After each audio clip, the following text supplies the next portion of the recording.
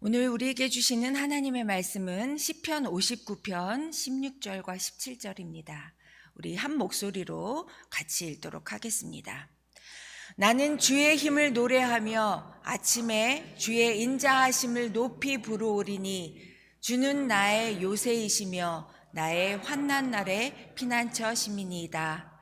나의 힘이시여 내가 주께 찬송하오리니 하나님은 나의 요새이시며 나를 긍휼히 여기시는 하나님이심이니이다.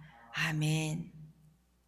2021년 11월 1일 월요 새벽 예배에 함께 하신 여러분들을 주님의 이름으로 축복합니다. 벌써 11월입니다.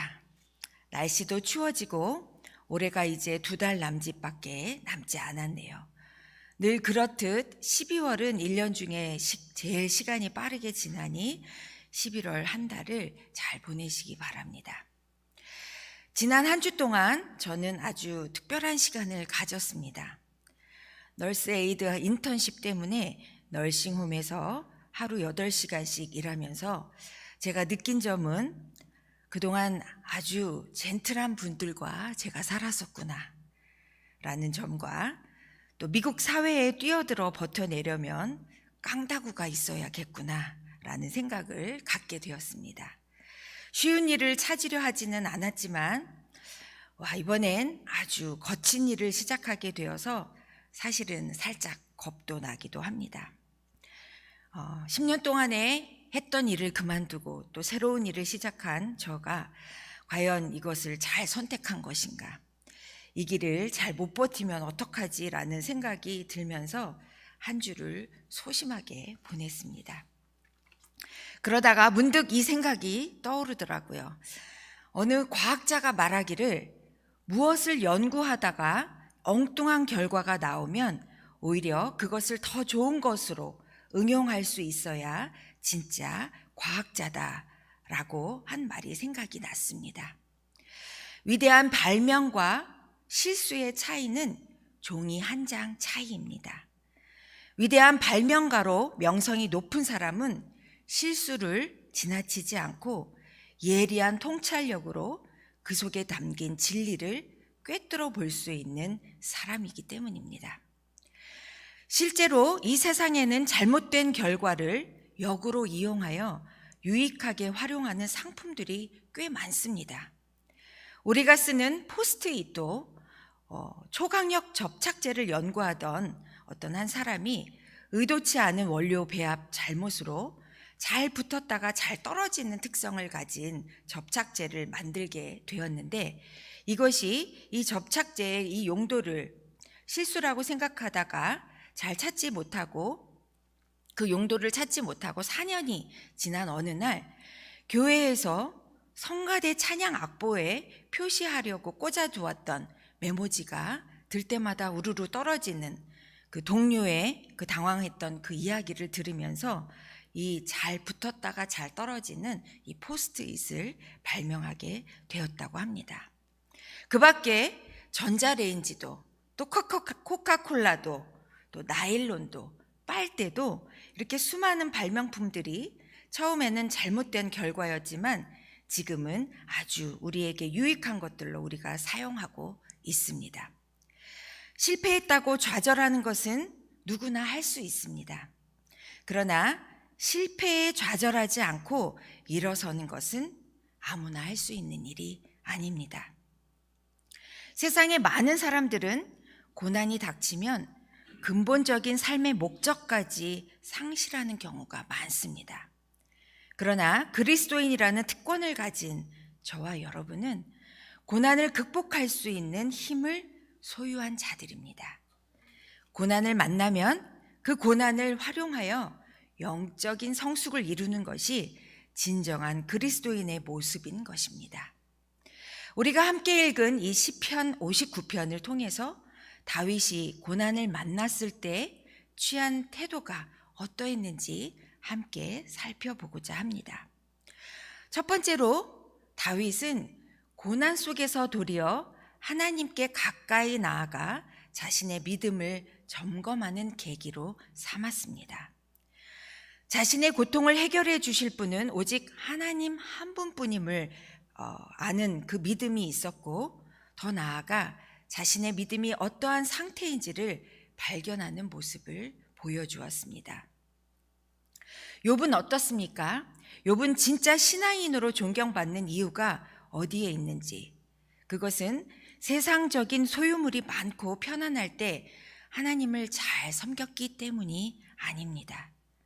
엄청난 고난이 그를 휘감았음에도 불구하고 모든 일에 범죄치 않고 하나님을 향하여 어리석게 원망하지 않는 믿음을 그는 지녔기 때문에 그는 존경받는 사람입니다.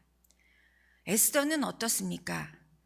민족의 고난을 앞에 두고 죽으면 죽으리이다라는 믿음으로 기도하는 용사였기 때문에 그녀 또한 위대한 믿음의 선조가 될 수 있었던 것입니다. 믿음이 연약한 자에게 있어서 고난은 넘어지는 걸림돌이 되지만 참된 믿음을 소유하고 있는 성도들에게 고난은 하나님을 분명히 만날 수 있는 기회이고 축복입니다. 고난을 극복한 믿음의 선조들처럼 고난을 통해 자신의 믿음을 점검하고 더욱 확고히 다지는 기회로 삼으시는 저와 여러분이 되시기를 바랍니다. 두 번째로, 다윗은 자기를 죽이려는 적들에게 포위된 그 급박한 상황 가운데에서 적들을 바라보지 않고 고난을 넘어서 그 배후에서 통치하시는 하나님을 바라보았습니다. 그러자 그에게는 고난의 상황에서도 위로와 평강이 충만하게 되었습니다. 고난을 당한 그 당시에는 힘들고 괴롭지만 그 고난 속에서 인도하시는 하나님을 발견할 때 우리는 인내하게 되고 더 나아가 마음속의 평안을 누리게 될 줄 믿습니다. 마지막으로 다윗은 항상 자신이 하나님께 택함을 받은 특별한 존재라고 생각했습니다. 그래서 그는 하나님을 늘 나의 하나님, 나의 주라고 자신 있게 말할 수 있었습니다. 우리도 마찬가지로 하나님께 선택받은 자녀이기에 다윗처럼 고난을 만났을 때 친밀하게 하나님의 이름을 불러보시기 바랍니다. 히브리서 12장 6절과 7절을 읽어드리겠습니다.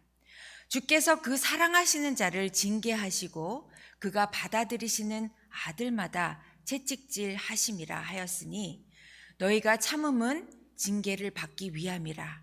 하나님이 아들과 같이 너희를 대우하시나니 어찌 아버지가 징계하지 않는 아들이 있으리요.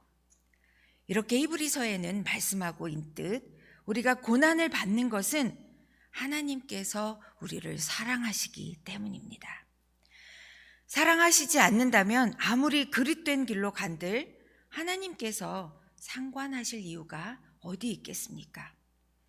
고난이 닥쳐올 때 그 자리에 쓰러지지 마시고 그 고난을 잊게 하시는 하나님의 사랑을 깨달아 더욱 깊은 신앙의 체험을 함으로써 살아계신 하나님의 위로를 만끽하시는 저와 여러분이 되시기를 바랍니다. 사랑하는 참교회 성도 여러분, 평생의 환난이나 고난 없이 사는 인생이 어디 있겠습니까? 필연적으로 받아야 할 그 고난을 영적으로 활용하는 것이 성숙한 그리스도인의 삶일 것입니다.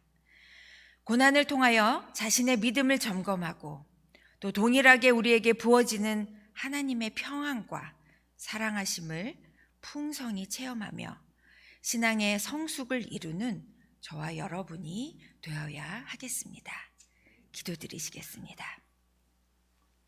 은혜로우신 하나님, 또 이 귀한 한 주를 허락하시고 또 하나님의 말씀으로 월요일 새벽을 시작하게 해주셔서 참으로 감사합니다. 이것이 큰 은혜입니다. 우리의 삶 속에 늘 간섭하시고 우리를 지켜 보호하시고 우리의 믿음을 세우시기 위해 지금도 기도를 쉬지 않는 하나님의 은혜 덕분에 우리가 지금 이 자리에 있습니다. 하나님, 이 감사로 또 저희들이 삶을 시작하게 하여 주시고 이 감사를 통해 우리의 삶 속에 늘 풍성히 하나님의 은혜를 맛볼 수 있도록 인도하여 주시옵소서. 오늘 각곳에 흩어져 있는 우리 참교회 식구들을 주님께서 지켜보아여 주시고 세상이 감당치 못할 믿음으로 승리하며 나아갈 수 있도록 붙잡아 주시옵소서.